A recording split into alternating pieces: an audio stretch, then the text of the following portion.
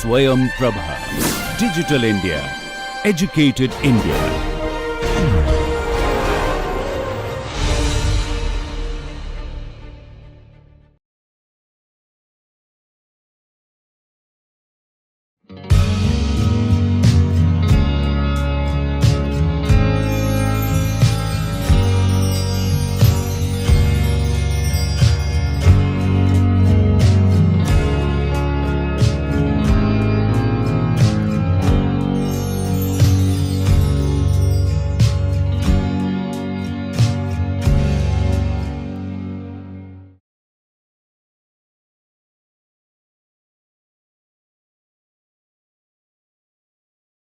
Hello everyone, welcome to the 10th lecture of this massive open online course on Sociology of Development.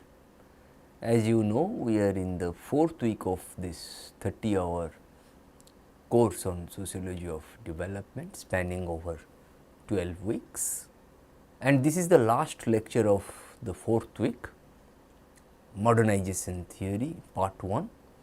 And in modernization theory, if you slightly recall, as we have discussed, the modernization theory postulates that the less developed countries would eventually catch up with the industrialized world, provided they emulated the economic and social systems of Western capitalism.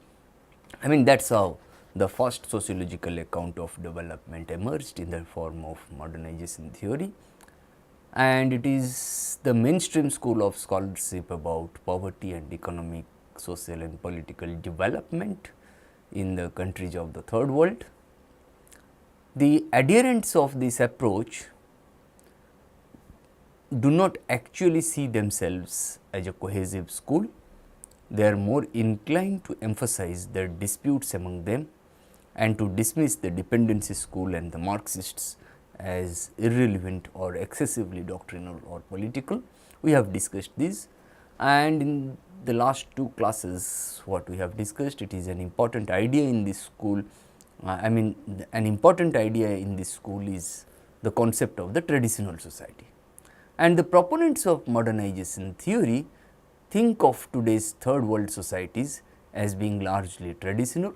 They also think of Western Europe as having been traditional in the long period before the era of modern economic growth and cultural change in the form of industrial revolution, rise of critical thinking, rationality, reasoning capacity, and the decline of the dominance of church in the social and public life. The essence of a traditional society is that it is stagnant and unchanging. Its values are spiritual, not grounded in individual self-betterment. Its rhythms of life are circular, not linear and progressive. One always returns to the same place. The traditional world is emotionally comfortable, a world in which each person has a place that is secure, a place in the family among the pantheon of ancestors. And the traditional person identifies with her or his ancestors and emulates them. And daily work is carried out just as it always has been, not to secure a profit, but to perform one's duty to maintain one's place in the society. Nothing is innovative and there is no attempt to better one's lot. No distinction exists between daily life and spiritual life, that is all one, and almost any religious system can serve as the basis for a traditional society. And as you know, modernization theory was based on the theoretical premises of structural functionalism. Structural functionalism is based on the fact that society is composed on the basis of complementarity and reciprocity of roles in the social division of labor.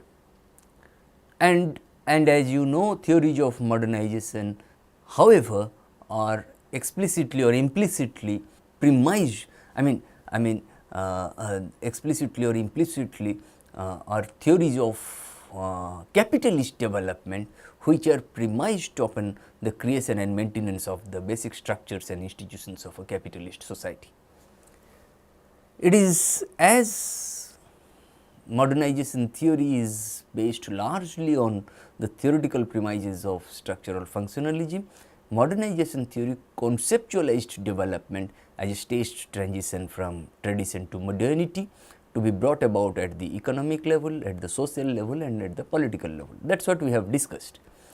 And how we have also discussed in the last two classes how modernization theory has accorded central role to the state and public policy, but it failed to examine the nature of the state itself, its location within the matrix of a class divided society and its relationship with contending social forces.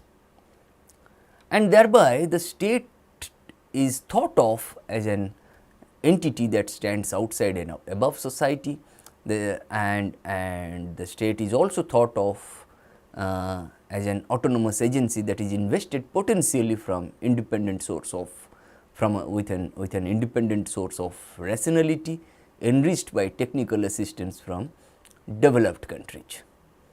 And the state is also thought of having the capability to initiate and pursue programs of development for the benefit of the whole of society. And in this sense, there is an implicit disjunction between the state and society, slurring over questions about the social foundations of political power and the making of public policy. The problematic of the state is then narrowed down to that of the efficacy of its public institutions and organs to achieve objectives and programs of modernization, focusing especially on the respective roles of ruling elites, dominant political parties, the bureaucracy and the military. And then we have discussed how there are different issues involved in the relationship between the state and society in modernization theory. I mean instrumental nature of the state, there are different organs of the state, there are different representatives of the state. Are they in fact servants of the state or the masters to rule the common people? And we have also discussed functionalist theory, political sociology and sociology of development. And as we have discussed, theories of modernization are essentially theories of capitalist development, which are premised upon the creation and maintenance of the basic structures and institutions of a capitalist society, which may be contrasted with the notions of revolutionary change, that is a decisive break with the internal structures and the encompassing international framework of global capitalism, notions of exploitation, oppression, domination and subordination and antagonism of class interests. Okay, that is how we have discussed how on the one hand we witness modernization theory or the theory of capitalist development, and on the other we witness the theory of socialist development. There is a similarity between both types of change. The similarity lies in the dissolution and transformation of pre-capitalist social and economic structures, but the difference lies in terms of their methods.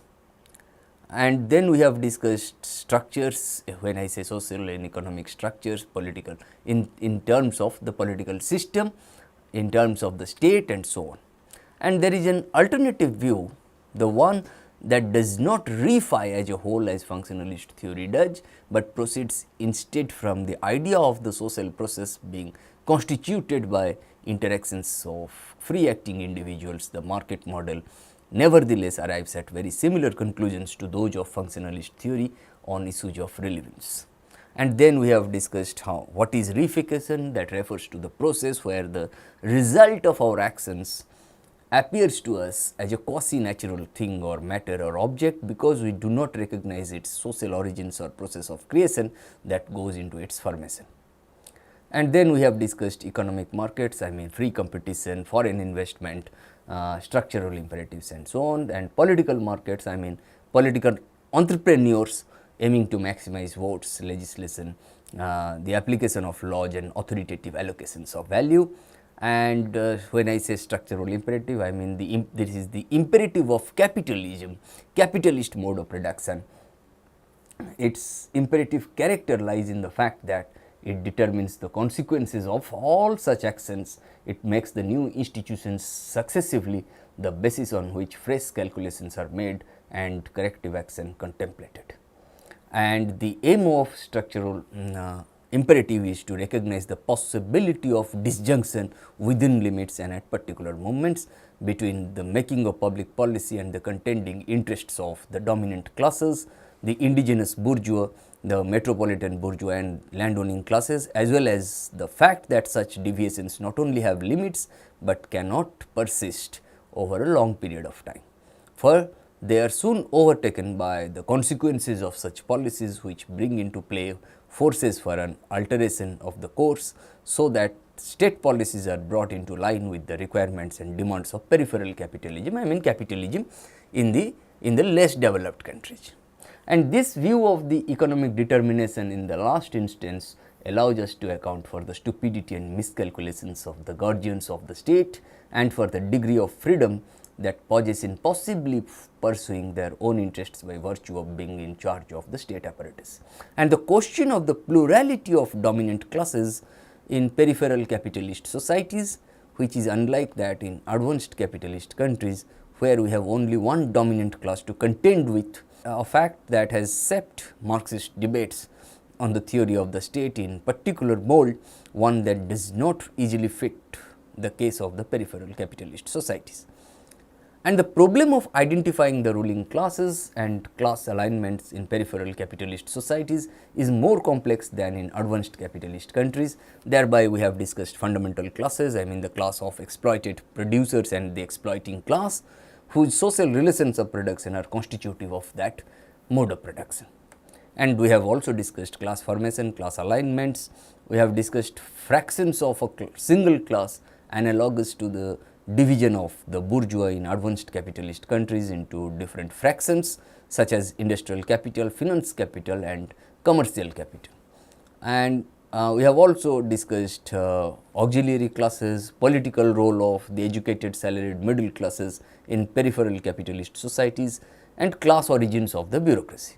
And today what we are going to do in this lecture, we are going to discuss modernization theory in terms of, I mean modernization theory as an important dimension within development studies, and reaction to modernization theory in Latin America and South Asia, distinction between traditional and modern societies,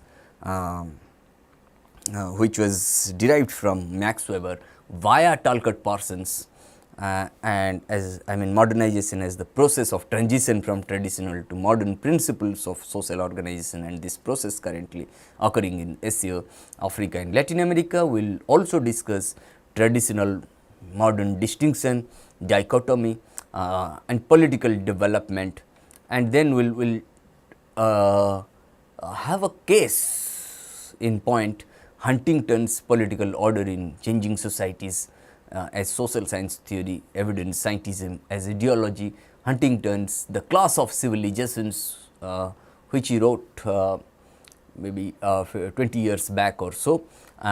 Then we are going to start with conceptual fragmentation and conflict that has overtaken development studies. Okay. In the when we start with this, you will find that in the conceptual fragmentation and conflict that has overtaken development studies, the leading place often seems to be held by the dependency theory, dependency theorists or underdevelopment theorists. We will discuss dependency theorists particularly in the seventh, in the 8th lecture, 8th and 9th lecture, 8th, 9th and 10th week of this course. Why I'm depending on dependency right now, precisely because of the kind of reaction to modernization theory in Latin American societies. Okay? Because the dependency theory emerged in the context of the Latin American discussion of development, of underdevelopment. Okay? That we are going to deal with in the 8th, 9th and 10th week of the course. And this dependency school first became widely known in the West towards the end of the 1960s, particularly through the polemical attack led by Andre Gunder Frank when he wrote Capitalism and Underdevelopment of Latin America in 1969. And he wrote that as a polemical attack on US dominated modernization theory. And since then, the proponents of dependency theory have been severely criticized in their turn by Marxists, but there would appear to have been no serious reply from the orthodox right. This appearance is deceptive. However, especially in the United States and perhaps above all among political scientists in the United States, I mean US sphere of influence, which is still a considerable one, it is true that the ideologists of developmentalism had no answers to the devastating critique of Andre Gunder Frank and others. However, their paradigm enforcing powers were immense. For a long time, the dependency theorists' attack was simply ignored. Instead of scientific debate, there was a retreat from confrontation with anti-imperialist theory, while efforts were made to consolidate a major transformation in imperialist development theory that was already underway when the onslaught by Frank and others occurred. This was a shift to a concern with the maintenance of order. The revolution in Cuba, followed by the accumulating humiliation of US policy in Vietnam, and the revolutionary instability and increasing reaction to modernization theory in Latin America and South Asia, that undermined the original optimistic assumptions of orthodox development theory, that is modernization theory, that the process of development involved drawing the populations of the third world out of their traditional isolation into a modern social system that would be participative, pluralistic and democratic. A growing number of American social scientists began to recognize that this was not in fact the destiny of third world countries developing in the framework of US imperialism or leadership. Increasingly, their thinking turned from a concern with the processes of modernization, the processes of transformation into advanced capitalist and hence pluralistic and democratic societies, to a concern with the maintenance of social control. Now, what structural functionalists, modernization theorists, they spoke about, they dwelt upon order, how to maintain social order. I mean by creating and maintaining the basic structures and institutions of a capitalist society. Now, this order has in fact turned out to be control. How are you going to control the various mechanisms of bureaucracy, various mechanisms of the state, legislature, and unfortunately now judiciary is also controlled by the state, which is the most important political institution. Yet a complete break with the theoretical apparatus inherited from the optimistic phase of development ideology was neither practicable nor desirable. The need was to transform that apparatus, and when I say transform that apparatus, I mean whose central animating concept was modernization, in such a way as to incorporate the new concern with maintaining order and wherever possible at the same time co-opt the more persuasive themes of dependency theory and even Marxism itself. How this task has been carried out in various branches of theory lies beyond the scope and ambit of this lecture, but what is attempted, what I am going to do here is to bring out the general nature of the ideological reconstruction involved by examining the work of for example Samuel Huntington,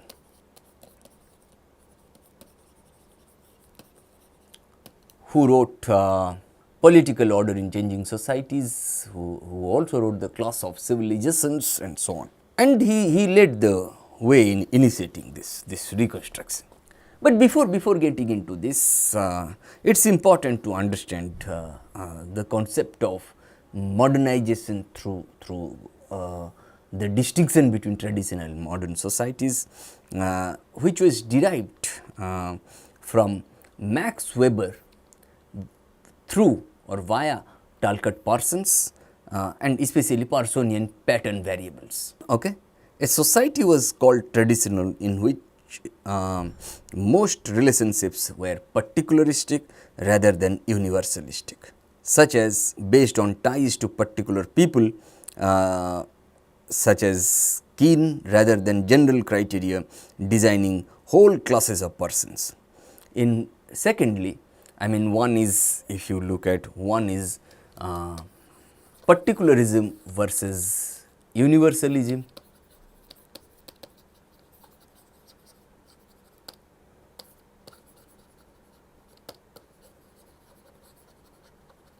One is ascription versus achievement.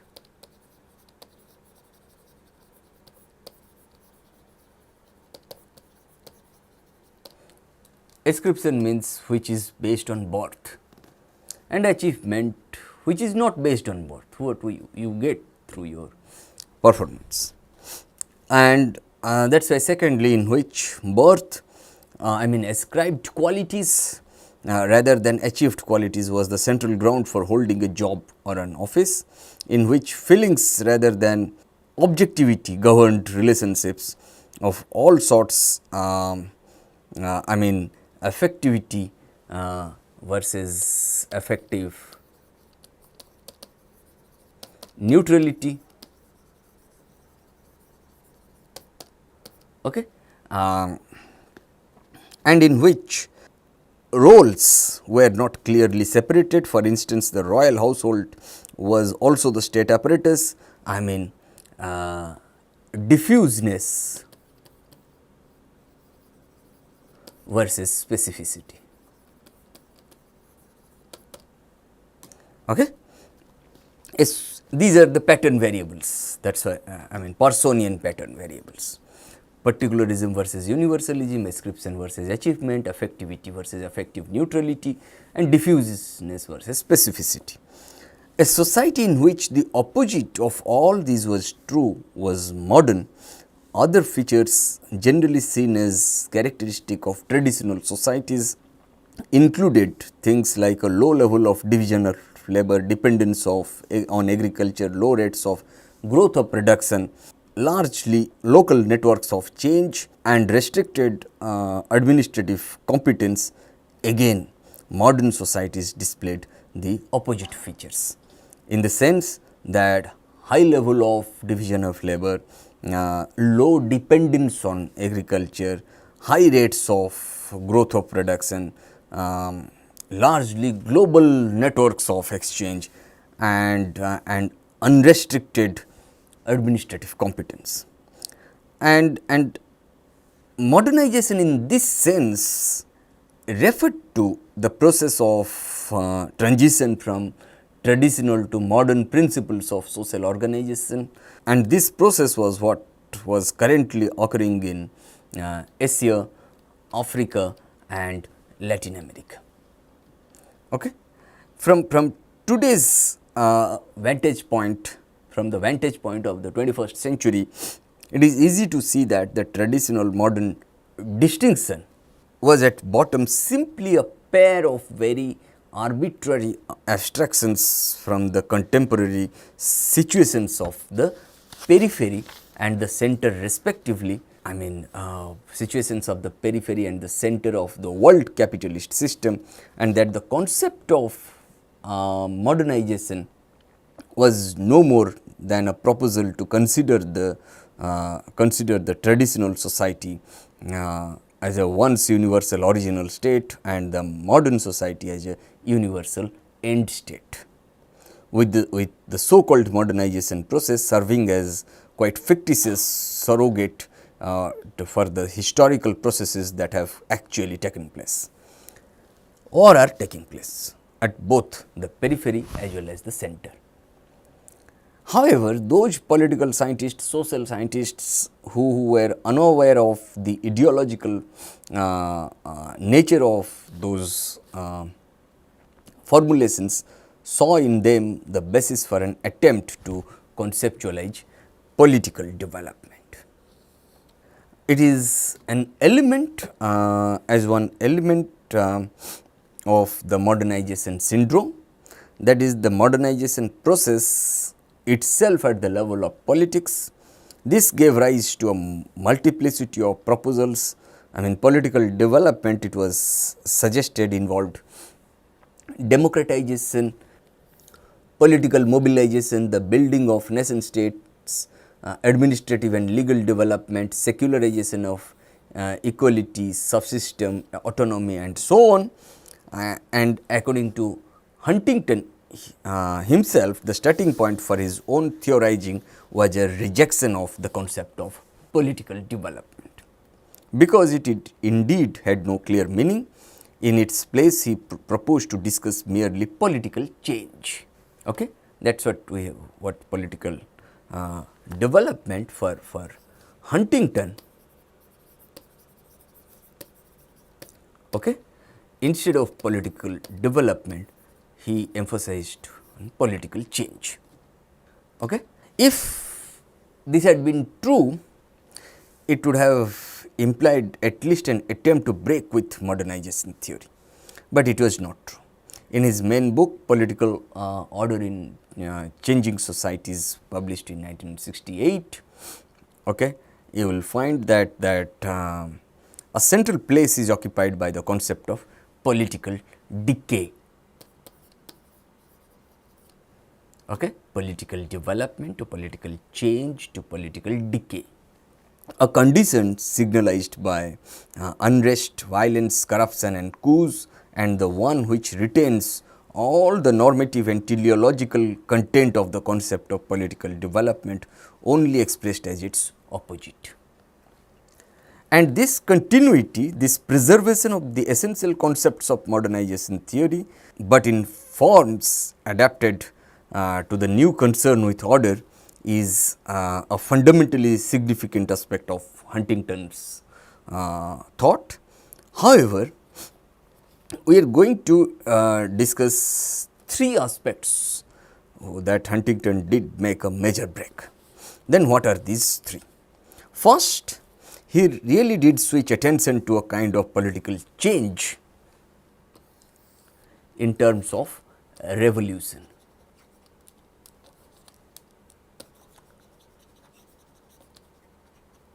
Okay? Which was the central issue of contemporary third world politics. The concepts with which we generally try to analyze third world politics were thinly disguised abstractions from the political, from the pluralistic interpretation of American politics, according to which politics consists of incremental adjustments to the evolving balance between competing interests mediated by competing electoral machines which aggregate the interests of groups drawn from all strata of society. And in Huntington's conception of politics, in contrast, the central place was given to potentially revolutionary struggles for state power by radically disconnected social forces. I mean, workers, students, urban middle classes, peasants, they all will be pushed to the margins. I mean, the state will not listen to peasants, students, teachers, urban middle classes, the downtrodden, marginalized communities. Okay? That is what Huntington argues. Huntington's view of third world politics seemed above all realistic in nature, and the second is that Huntington's work seemed genuinely theoretical. Okay? It was very difficult to extract from the previous literature on political development anything that really proposed explanations of large scale important political phenomena. There were more or less elaborate classificatory systems or typologies, but very little usable theory. Huntington, by contrast offered to explain, among other things, why pressures for change assumed a reformist or revolutionary character. That change that we discuss, this is one. Secondly, that change may be reformist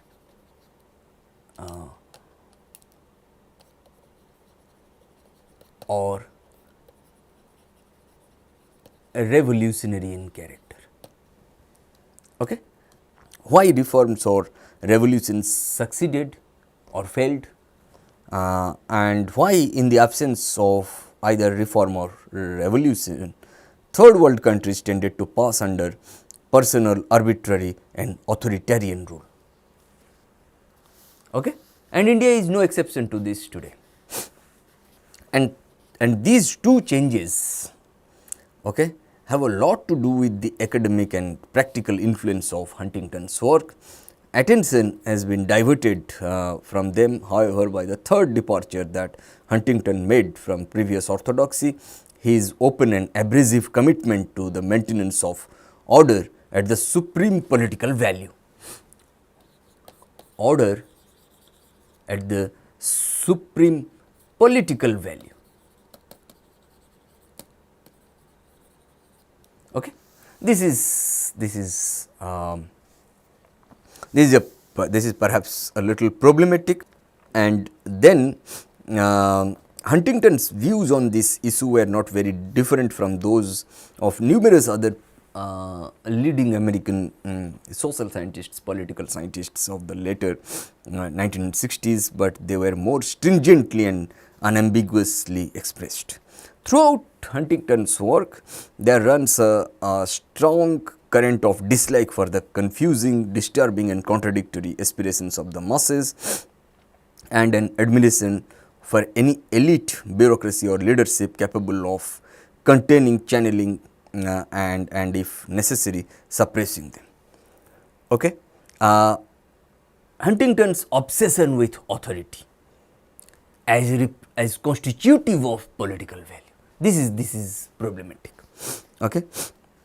For the movement, nevertheless, the important point is that it was in spite of this, as much as because of it, that Huntington's work achieved the influence it did, refreshing as it might be to many members of the beleaguered American professorate in 1968. The open fear of and disaster for the masses that Huntington expressed was hardly a viable posture for most of them. Why I am referring to 1968 precisely because in the next class I am going to start with 1968 famous student strikes in France, and you will find that the great upsurge in France by students was also joined by scholars like Anthony Giddens and so on. Giddens later on became the director of the London School of Economics and Political Science and so on. Huntington's argument suggests that conventional wisdom among both social scientists and policy makers in the United States, Huntington noted which held that the poorer people are, the more prone they will be used to the poorer people are, the more prone they will be to use violence to remedy their situation, the more unstable politics will be. Accordingly, you will find in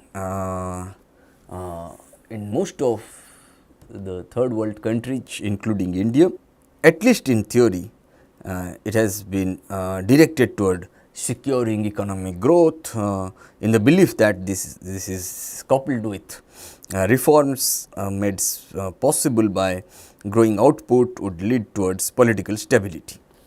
Okay?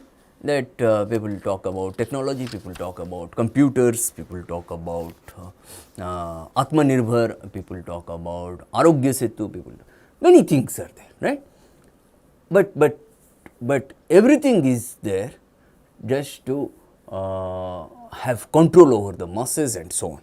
and statistical evidence shows that there is more stability in countries with the lowest per capita incomes than in countries somewhat less poor.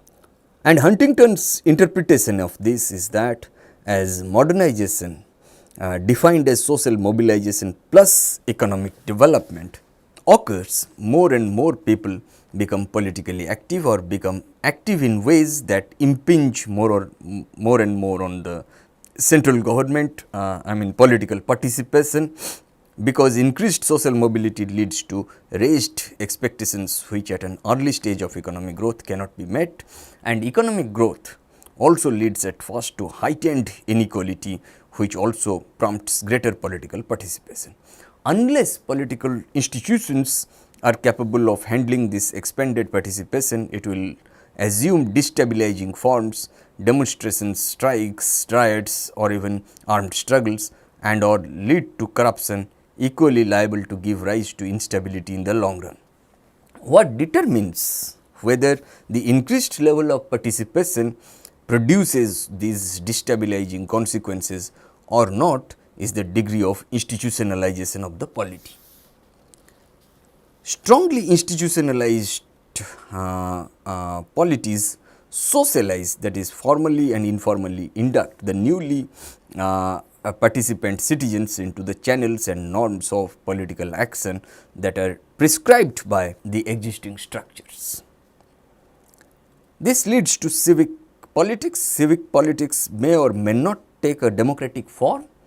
Constitutional democracies and communist dictatorships are both participant polities. Participation, in other words, need not mean popular control of government, but rather governmental control of the people through their involvement in the organs of the polity that make this possible. Weak institutionalized polities on the contrary are easily overwhelmed by new groups which enter politics, participate on their own terms, giving rise to in which the wealthy bribe students, riot, workers strike, mobs demonstrate, and the military coup. Then this is how Huntington argues that revolutions are not primarily about economic issues. For Huntington, a revolution is a rapid, fundamental and violent domestic change in the dominant values and myths of a society, in its political institutions, social structure, leadership and government activity and policies. Now if this is the important question about any reform for Huntington is not its merits per se, but simply whether it averts revolution or acts as a catalyst for it. That is how he talked about the Alliance for Progress in Latin America, that was based on the idea that reforms should avert revolution, and in particular reforms that respond to the demands of the urban intelligentsia make revolution more likely, because the intelligentsia are revolutionary from psychological insecurity, personal alienation and guilt, and an overriding need for a secure sense of identity. Okay? That is how Huntington, this is what Huntington argued.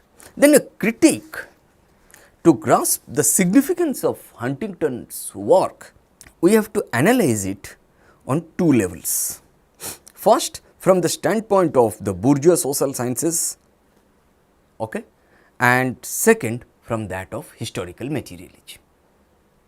Okay? That we have discussed earlier. Historical entails. What is historical in historical materialism? The term historical entails how particular forms of society have come into existence. Okay? Suppose Marx's historical materialism. Societies have traversed through different stages, namely hunting and gathering economy, the slave society, the feudal society, the capitalist society, and which will inevitably and unstoppably move on to socialism and thereafter communism. Okay? That is what one is one from the standpoint of bourgeois social science, and second from that of historical materialism. As that is why Huntington's political order in changing societies is extremely important as social science theory.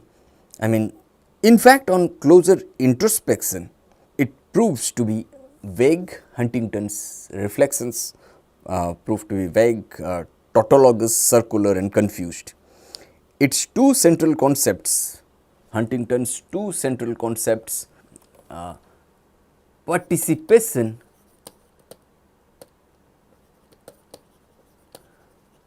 and institutionalization,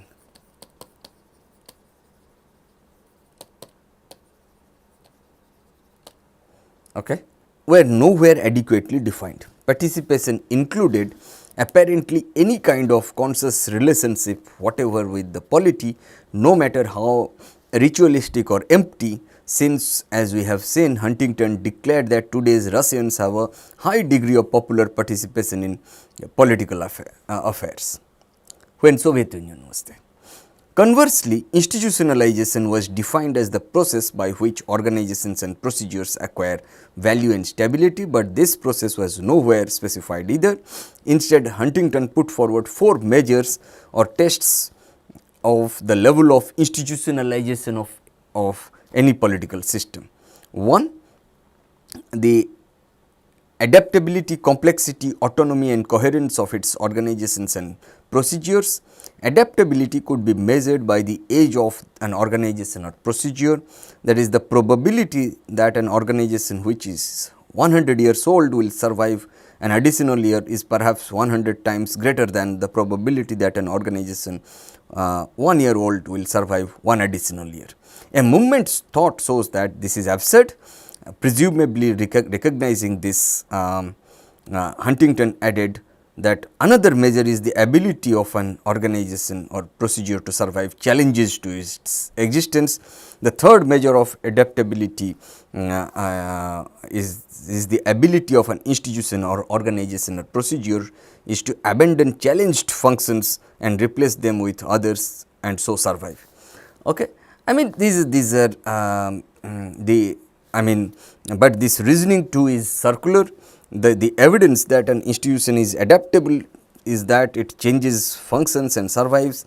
The evidence that it is not that it fails to change functions comes to an end.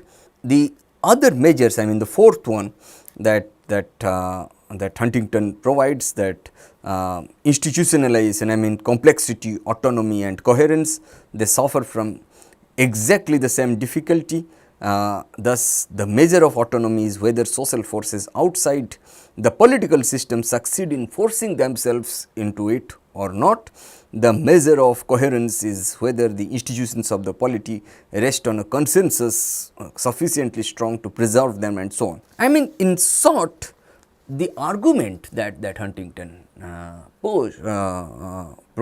made that political change is a product of the relation between participation and institutionalization turns out to be spurious, because institutionalization is defined in terms of the response of institutions to participation, whatever that implies. Okay? Then one is a social science theory.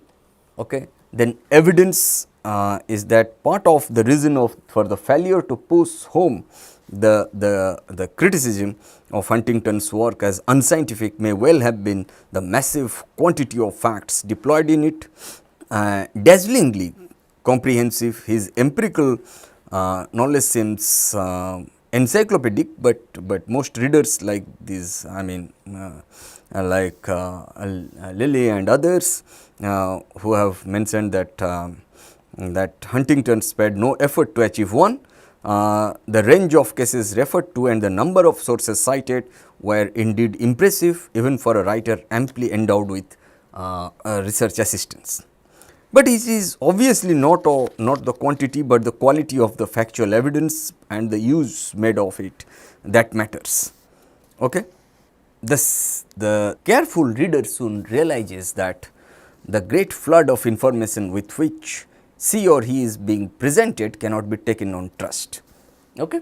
The central argument that stability is due to a high ratio of institutionalization of political participation is supported by citing evidence from a study that compared 26 countries with a low rate of want formation to want satisfaction and hence low systemic frustration, and 36 countries with a high ratio and high and hence high systemic frustration.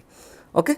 That is what Huntington did, and in the context of, in the context of cross national statistical comparisons, which was favored by behavioral school to which modernization theorists in general belong.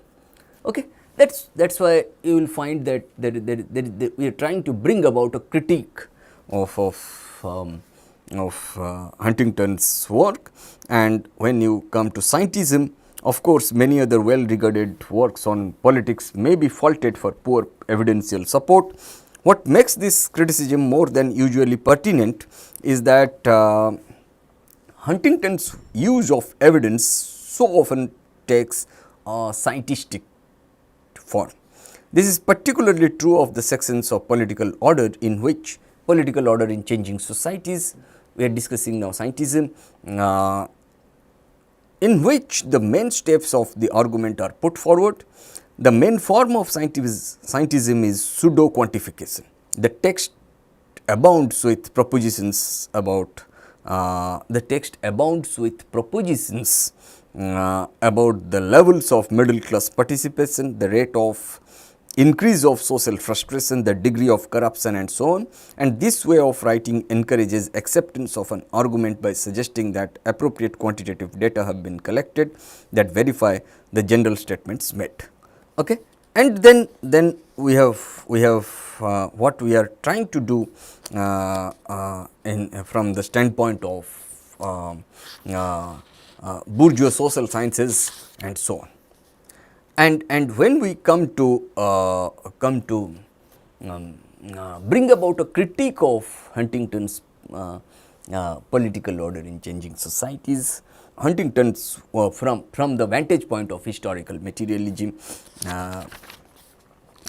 then we are trying to look at Huntington's work as ideology. The problem that remains to be considered is why Huntington's work, with so many serious, not to say fatal deficiencies of logic, methodology and factual support, should have become as influential as it did. The essence of the matter is Huntington revitalized the ideology of modernization, that is, that partially adequate but systematically mystified view of the ex-colonial world that formed the basis for imperialistic strategic action in a highly significant way. First, Huntington broke the connection that modernization had previously had with US pluralism. Second, he appropriated some of the central tenets of Marxism, which simultaneously appearing to invert Marx's tenets.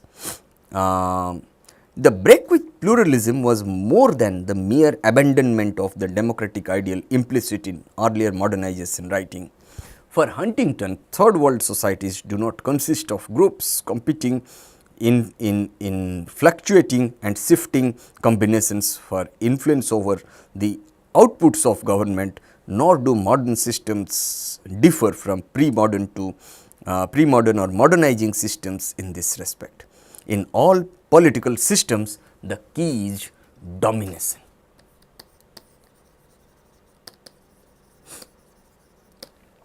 Or as Huntington says, it is power. Okay? Power is something which has to be mobilized, developed and organized. It must be created. Huntington therefore wastes no time looking for the functional equivalents in the third world of interest articulation and interest aggregation, for example, as earlier modernization theorists did. For him, the central reality everywhere is the building of regimes capable of imposing their will on society. Okay? That lies the major problem. Huntington could see his conception of politics was much better adapted than the pluralist model to the conflictual realities of the third world, from General Jesus Brazil to Indian context to Cuban context. Okay. You will also find that it is equally important to emphasize that defeating the revolution in Vietnam did not for Huntington necessarily entail defeating the Viet Cong. Okay. Huntington carried his anti-revolutionary outlook to its logical conclusion by separating it from anti-communism. For him, it was the ideal of fundamental reconstruction of society that was pernicious because utopian and destructive order. He did not see, this practical insight that it was not communism, not even as embodied in the Viet Cong, that was the real enemy, but revolution to which the bureaucratized communist parties were equally opposed, was what Huntington's book developed ideologically by a double process. First, Marxism, the theory and practice of the emancipation of labor, was treated dismissively as a partial theory. Marx focused on only one minor aspect of which more general phenomenon, and as politically naive, Lenin was not a disciple of Marx, rather Marx was a precursor of Lenin. That is what Huntington argued in an erroneous manner. Okay. And if you look at the way Huntington tried to revitalize the ideology of modernization in several ways than once. He offered a crude but substantive phenomenology of classes, groups, power struggles, revolutions, corruption, militarism and the like, and important parts of which seemed to be taken over from simultaneously discredited Marxism, and all of which could be in the form given by Huntington, integrated into the ahistorical and protean schema of tradition modernity, the dichotomy between tradition and modernity. As scientific theory, it was false. As propaganda, it was crude, though not necessarily ineffective, especially within the closely patrolled intellectual confines of most American political science departments. But as a model of ideological reconstruction, it was path-breaking. Dramatic example of the ideological flexibility of which bourgeois thought is capable, and one which was to have a profound influence on bourgeois thinking about development in the 1970s and in the 1980s.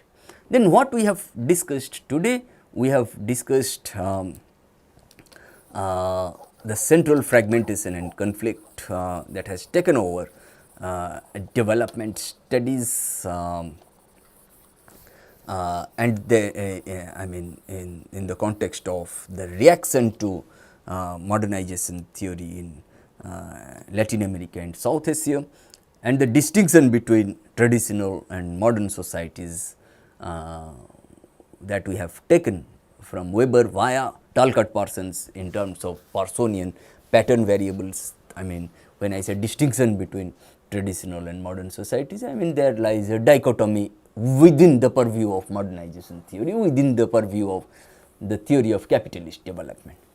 And the way modernization refers to the process of transition from traditional to modern principles of social organization, and in this process currently occurring in Asia, Africa and Latin American continents. And then we have discussed traditional modern dichotomy or distinction as constituting a pair of arbitrary arbitrary abstractions from the contemporary situations of the periphery and the center respectively of the world capitalist system. We are going to discuss world capitalist system towards the end of the course, when we will deal with Immanuel Wallerstein, when he talked about world system theory. And then political development, an element of the modernization syndrome, democratization, political mobilization, the building of nation states, administrative and legal development, secularization of equality, subsystem autonomy and so on. And then we have discussed Huntington's political order in changing societies, which he wrote in 1968, I mean this critique of Huntington we have discussed from two perspectives, from two vantage points, one from the vantage point of the bourgeois social sciences and the other from that of historical materialism, a social science theory, evidence, scientism as well as an ideology. Okay? And in the next class what we are going to do, we are going to move on to the second phase of modernization theory in terms of class, state and revolution, substitutes and realities by Theodore Sanin. I mean in terms of empirical peasantry and hypothetical proletariat and so on. Thank you.